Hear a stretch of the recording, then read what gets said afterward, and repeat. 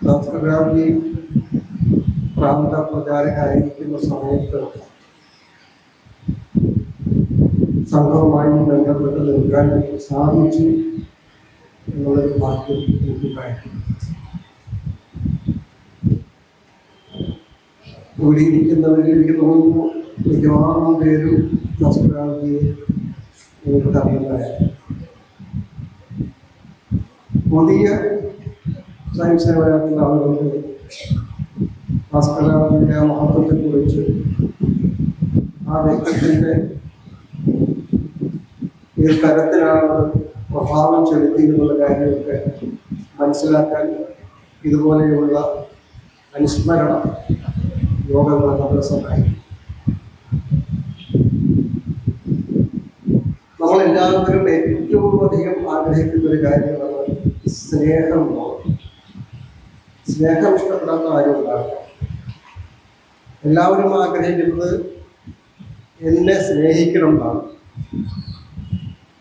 ചിലപ്പോൾ നമ്മൾ സ്നേഹിക്കുന്നുണ്ടാവില്ല, എങ്കിൽ പോലും എന്നെ സ്നേഹിക്കണം എന്ന് ആഗ്രഹിക്കുന്നവരാണ് എല്ലാവരും. അവിടെയാണ് നമ്മൾ ഭാസ്കരരാജിയുടെ ആ സ്വഭാവ വൈശിഷ്ട്യം മനസ്സിലാക്കുക. സ്നേഹപൂർവമായ പെരുമാറ്റം. ഓരോരുത്തർക്കും തോന്നും എന്നോടാണ് കൂടുതൽ സ്നേഹം. അത്തരത്തിൻ്റെ സ്വഭാവ വൈശിഷ്ട്യങ്ങളെ കൂടെ നിർത്തിക്കൊണ്ടും ഉള്ളൊരു പരിപാടി. പലരും പറയുന്ന കട്ടിയുള്ള സംഘത്തെ കേരളത്തിൽ രീതിയിൽ വളർത്തിയെടുത്തതിൽ ഭാസ്കരരാജിയുടെ പങ്കാണ് ഏറ്റവും കൂടുതലായാണ്. അതായത് കുറച്ച് കാണിക്കാൻ വേണ്ടിയിട്ടല്ല, ആ ദേഹത്തിൻ്റെ ആ പ്രഭാവം എന്താണെന്ന് തിരിച്ചറിയാൻ വേണ്ടിയിട്ട് പറയുന്നതാണ്. അപ്പോൾ ഒരു സംഘപ്രചാരകൻ എങ്ങനെ പ്രവർത്തിക്കുന്നു കൂടെയുള്ളവരോട്, അത് മറ്റ് പ്രചാരകന്മാരാകട്ടെ അല്ലെങ്കിൽ മറ്റ് അധികാരികളാവട്ടെ തൻ്റെ അടുത്ത് വരുന്ന സ്വയംസേവകരാവട്ടെ എല്ലാവരോടും പെരുമാറുന്നു. ഇത് അദ്ദേഹവുമായി ബന്ധപ്പെട്ട എല്ലാവരും എപ്പോഴും പറയുന്നൊരു കാര്യമാണ്. സംഘപ്രവർത്തനം അത്ര എളുപ്പമുള്ളൊരു കാര്യമൊന്നുമല്ല. വളരെയധികം എതിർപ്പുകളെയും അവഗണിച്ചുകൊണ്ട്, ദുർഘടമായ പ്രതിസന്ധികളെ എല്ലാം അവഗണിച്ചുകൊണ്ട് നമ്മുടെ തന്നെ ഒരു വ്യക്തിയുടെ ജീവിതത്തിലെ നല്ലൊരു സമയം മാറ്റിവെച്ചുകൊണ്ട് വേണം സംഘപ്രവർത്തനത്തിലേക്ക് ഇറങ്ങാൻ. അപ്പൊ അങ്ങനെ പ്രവർത്തിക്കുന്ന ആളുകൾക്ക് പ്രചോദനമായി തീരുക, അവരുടെ കൂടെ നിൽക്കുക,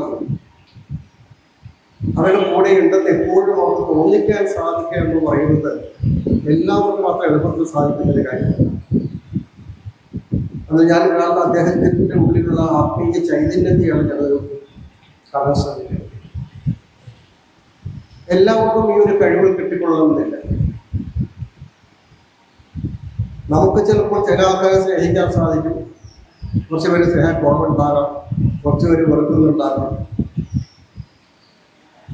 പക്ഷെ ഒരു പ്രസ്ഥാനത്തിന് വേണ്ടിയിട്ട് പ്രവർത്തിക്കുന്ന സമയത്ത് അതിൻ്റെ ചുമതലപ്പെട്ട ആൾ എല്ലാവരെയും കൂടെ കൊണ്ടു നടത്താനും അവരുടെ കൂടെ നിൽക്കാനും സാധിക്കുക എന്ന് പറയുന്നത് അത്ഭുതപരമായിട്ടൊരു കാര്യമായിട്ട് എനിക്ക് തോന്നുന്നു. കാരണം സംഘത്തിന്റെ ഏറ്റവും പ്രധാനപ്പെട്ട ലക്ഷ്യം എന്ന് പറയുന്നത് വ്യക്തികളെ വളർത്തിയെടുക്കുക എന്നുള്ളതാണ്. ആളുകളെ വിളിച്ച് കൂട്ടുക എന്നുള്ളതിലുപരി ഓരോ വ്യക്തിയിലും ആദർശത്തെ ഉൾക്കൊണ്ടുകൊണ്ടുള്ള ആ വ്യക്തികൾ സ്വഭാവശുദ്ധിയുള്ള വ്യക്തിത്വങ്ങളെ വളർത്തിയെടുത്ത് അവരിലൂടെ സമാജത്തിൽ പരിവർത്തനം നടത്താൻ വേണ്ടി ശ്രമിക്കുക എന്നുള്ളതാണ് സംഘത്തിന്റെ അടിസ്ഥാന ലക്ഷ്യം. അപ്പോൾ അതിനുവേണ്ടി സംഘപ്രചാരകന്മാർ പ്രവർത്തിക്കുമ്പോൾ അവർക്ക് പലതരത്തിലുള്ള ഗുണങ്ങൾ ഉണ്ടാകേണ്ട ആവശ്യമുണ്ട്. അതിൽ സ്നേഹം വേണം, കൂടെ നിൽക്കുന്നവരുടെ കരുതൽ വേണം, അവരെ നമ്മൾ ഓർമ്മിക്കുന്നുണ്ട്, അവരെ ശ്രദ്ധിക്കുന്നുണ്ട്, അവരുടെ കാര്യങ്ങളിൽ നമുക്ക് വളരെയധികം താല്പര്യതയുണ്ടെന്ന് അവർക്ക് കൂടി തോന്നുന്ന കഴിയും പെരുമാറാൻ സാധിക്കും. അതെല്ലാം നമ്മളൊരാളെ കുറച്ച് നാൾ കണ്ടു കഴിയുമ്പോൾ അയാളുടെ പേരും നമുക്ക് ഓർമ്മയിലുണ്ടെങ്കിൽ തീർച്ചയായിട്ടും ആ ബന്ധം നമുക്ക് നിലനിർത്താൻ സാധിക്കില്ല. ഈ ഭാസ്കരാമൻ അങ്ങനെയായിരുന്നു. ആ ഓരോ വ്യക്തികളെയും നമുക്ക് എങ്ങനെയാണോ ആ ജീവിതത്തിൽ ഓർത്തെടുക്കാൻ സാധിക്കും. ഇത് പറയുമ്പോൾ ഞാൻ നാരായണത്തിൻ്റെ ഒരു കാര്യം ഓർക്കുന്നത്, ഈ നാരായണ പഴയ പ്രചാരം നാരായണത്തിൻ്റെ ഒരു അത്ഭുതകരമായുള്ള കഴിവുണ്ട്. ജന്മഭൂമിയിലേക്ക് ആയിരുന്ന സമയത്ത് ഏതെങ്കിലും പഴയ പ്രവർത്തകർ വന്നു കഴിഞ്ഞാൽ അവരുടെ സ്ഥലം, പേര്, അവരുടെ വീട്ടിലേക്ക് പോകേണ്ട ബസ് സ്റ്റോപ്പ്, ഇതെല്ലാം കൃത്യമായി ഓർമ്മിച്ച് നാരായണത്തിൽ പറഞ്ഞു. ഞാൻ അടുത്തുനിന്ന് കേട്ടിട്ടുണ്ട്, അത്ഭുതപ്പെടുന്നുണ്ട്. അപ്പോൾ അത്രമാത്രം അവിടെ പ്രവർത്തിക്കുന്ന സമയത്ത് ആ സ്ഥലവുമായിട്ടും അവരുടെ വീടുമായിട്ടും ആ വ്യക്തിയുമായിട്ടും എല്ലാം നല്ല രീതിയിൽ ബന്ധം നിർത്തിക്കൊണ്ടു പോകാൻ സാധിച്ചു എന്നുള്ളതാണ് ആ പ്രചാരകനായിട്ടുള്ള സമയത്തെ. എന്നാലും എനിക്ക് ഈ സമയത്ത് ഓർത്തപ്പോൾ പറഞ്ഞതാണ് ഈ കാര്യം. ഞാൻ എനിക്ക് പലപ്പോഴും അനുഭവം കിട്ടിയിട്ടുണ്ട്. എങ്ങനെയാണ് ആ പ്രവർത്തകൻ്റെ വീട്ടിലേക്ക് പോകേണ്ടത്, ഏത് റൂട്ടിലാണ് പോകേണ്ടത്, ഏത് ബസ്സിലാണ് കയറേണ്ടത് എന്ന് പോലും അനേക വർഷങ്ങൾക്ക് ശേഷം പോലും ആരാൻ്റെ ഓർമ്മ പറഞ്ഞു.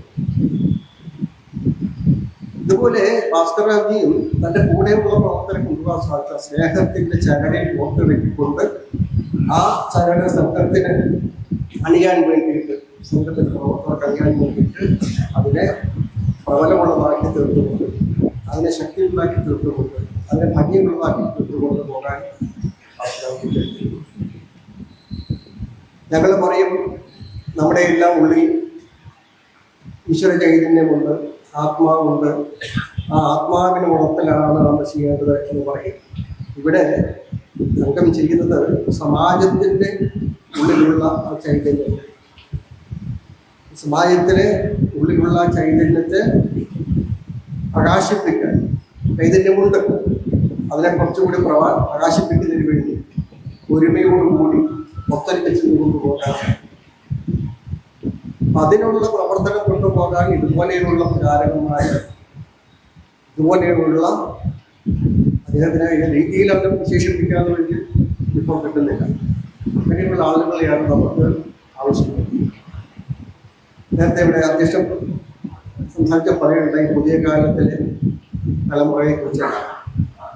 തീർച്ചയായിട്ടും ഇന്നത്തെ കുട്ടികൾ ഏത് രീതിയിലാണ് ചിന്തിക്കുന്നത്, പോകുന്നത് എന്നുള്ളത് ഇവിടെ ഇരിക്കുന്ന മിക്കവാറും പേര് ഗൃഹസ്ഥരായതുകൊണ്ട് ഞാൻ പറയേണ്ട ആവശ്യമില്ല, നിങ്ങൾക്ക് എല്ലാം അത് അറിയാവുന്ന കാര്യമാണ്. പക്ഷേ ഇതുപോലെയുള്ള കാര്യങ്ങൾ ഞങ്ങളുടെ അടുത്ത് കുറേയൊക്കെ വരും. കാരണം ഗൃഹസ്ഥരായിട്ടുള്ള ധാരാളം ആളുകളായിട്ടുള്ള സമ്പർക്കമുള്ളതുകൊണ്ട് അവരും അവരുടെ വീട്ടിലെ എല്ലാം പല പ്രശ്നങ്ങളും പല കാര്യങ്ങളും ഞങ്ങളുടെ അടുത്തെല്ലാം വരുന്നതാണ്. അപ്പോൾ നമുക്ക് ചിന്തിക്കാൻ പറ്റാത്ത രീതിയിലുള്ള വേറൊരു തരത്തിലേക്ക് പോകുന്ന രീതിയിലാണ് കുട്ടികളുടെ എല്ലാം. അപ്പോൾ അതിനിടയിൽ എങ്ങനെ ഈ സംഘപ്രവർത്തനം കൊണ്ടുപോകും, അവരിൽ എങ്ങനെ ഈ സംഘത്തിൻ്റെ ആശയം ഒപ്പിക്കാൻ സാധിക്കും? കാരണം ദേശീയത എന്ന് പറയുന്നതോ അല്ലെങ്കിൽ ഭാരതത്തോടുള്ള താല്പര്യം, തൻ്റെ ധർമ്മത്തോടുള്ള താല്പര്യം, ധർമ്മത്തിൽ അടിയുറച്ചുകൊണ്ട് ജീവിക്കണം, ഈ വക കാര്യങ്ങളെക്കുറിച്ചൊന്നും അവർക്ക് യാതൊരു ധാരണയുമില്ല. അങ്ങനെ ചിന്തിക്കുന്ന പോലുമില്ല അവർ. അപ്പോൾ അങ്ങനെയുള്ളവർക്ക് ഇതെങ്ങനെയാണ് ഈ സന്ദേശം കൊടുക്കാൻ സാധിക്കുക? കൂടുതലും ആളുകളും വൈദേശികമായിട്ടുള്ള ചില കാര്യങ്ങളെല്ലാം താല്പര്യം കാണിച്ചുകൊണ്ട് മുന്നോട്ട് പോകുന്നു. അതുകൊണ്ട് നമ്മുടെ ധർമ്മത്തിൻ്റെ പ്രത്യേകതകൾ, അതിൻ്റെ മഹത്വം, അതിൻ്റെ പാരമ്പര്യം, അതിൻ്റെ പൗരാണികത ഇതെല്ലാം മറന്നുകൊണ്ടാണ് ചെയ്യുന്നത്. ഒരു കഥ പറയാറുണ്ട്, ഒരു കാക്കയ്ക്ക് കൊക്ക് നടക്കുന്നത് പോലെ നടക്കണമെന്ന് തോന്നിയെന്ന് പറയും. കഥയാണ്. കാക്കയ്ക്ക് കൊക്ക് നടക്കുന്നത് പോലെ നടക്കണമെന്ന് തോന്നി. അപ്പോൾ കാക്ക കുറച്ച് നാളിൽ ഈ കൊക്ക് നടക്കുന്നത് പോലെ നടക്കാൻ ശ്രമിച്ചു. കുറേ നാൾ ശ്രമിച്ചു, പക്ഷെ നടന്നില്ല. അവസാനം സംഭവിച്ചത് കൊക്ക് നടക്കുന്നത് പോലെ നടക്കാൻ പറ്റിയതുമില്ല.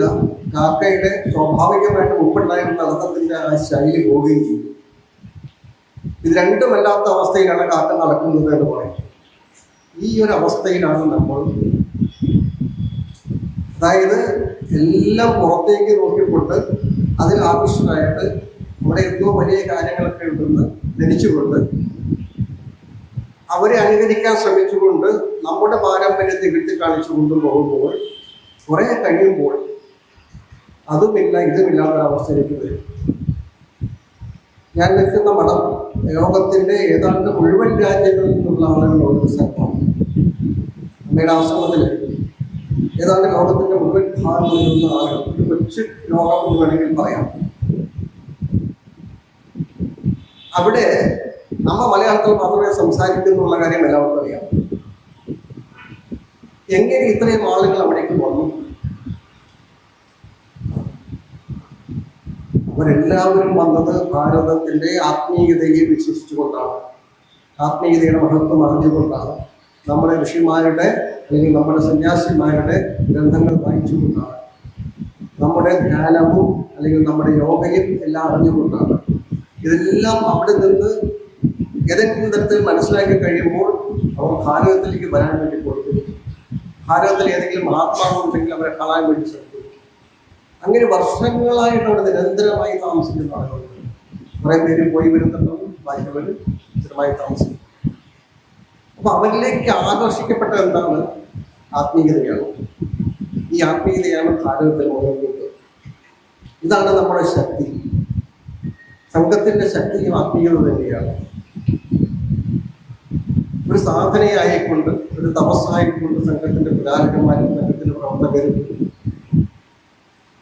ഈ ആശയം മുന്നോട്ട് കൊണ്ടുപോകും. സമാജത്തെ ഒരുമിച്ച് നിർത്താൻ വേണ്ടി വലിയ കഷ്ടപ്പാടാണ് തീർച്ചയായിട്ടും.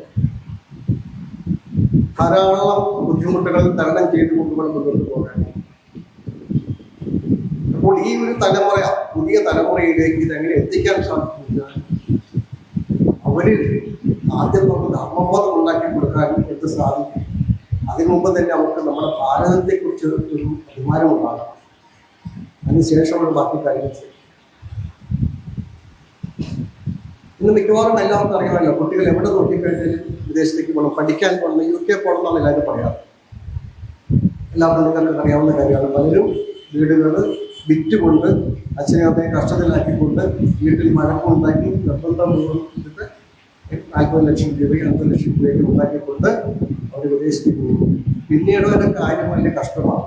ഈ പോകുന്നവർ 1% 2% മാത്രമേ അവർ ജോലി ചെയ്യുന്നു. ബാക്കിയുള്ളവരെല്ലാം അവരുടെ സ്വത്തുക്കൾ കൊണ്ട് കഷ്ടപ്പെട്ട് ജോലികളാണ്. ഇവരെ നിയന്ത്രിക്കാൻ പോലും പറ്റാത്ത അവസ്ഥയിലേക്ക് മാതാപിതാക്കൾ മാറിയിട്ടുള്ളതാണ് സത്യം. ഇത് സമൂഹം ഗൗരവമായിട്ട് ചിന്തിക്കേണ്ട ഒരു വിഷയമാണ്. ഞാനിത് പറയാൻ കാരണം മറ്റൊന്നുമല്ല, സംഘശാഖയിലേക്ക് കൂടുതൽ കൊണ്ടുവരേണ്ടതും കൊണ്ടുവരുന്നതും ചെറുപ്പക്കാരാണ്.